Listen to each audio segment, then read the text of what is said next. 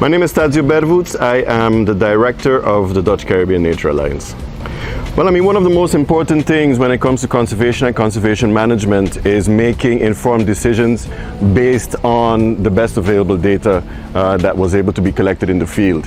So that's why it's important for us to support these data collection expeditions so that we have the data of what type of species are found, what type of species of marine mammals are found in the Dutch Caribbean, what is their distribution, how much of them can be found, the different types of species, etc., etc. And with that type of information and with that type of knowledge, decision makers, whether it's marine park managers or the respective governments of the countries, will be better able to make management decisions to protect the species throughout their range, and frankly not only in the Dutch Caribbean but also throughout the wider Caribbean region.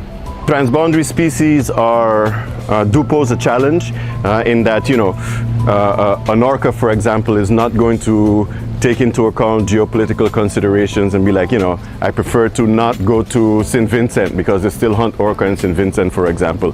I'm going to hang out only in the Agoa Sanctuary, which is the French Caribbean Sanctuary, or the Arawi Sanctuary, which is the Dutch Caribbean Sanctuary. So it's really important to have this, again, to have the data available to be able to make informed management decisions throughout the wider Caribbean region.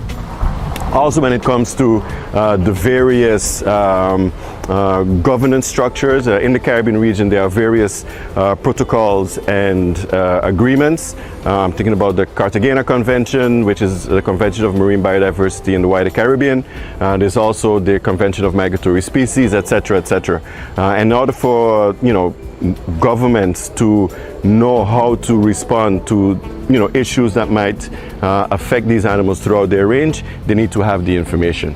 Secondly, what I think is also very important, and it's actually a topic that I discussed with the minister responsible for the environment of St. Martin this morning, is that the Arawi Sanctuary for now only covers Bonaire, Saba and St. Eustatius. So hopefully with also having these people on board and possibly replicating this exercise on their respective islands, we'll be able to extend the Arawi Sanctuary also to St. Martin, Curaçao and Aruba. Save the whales in the Dutch Caribbean.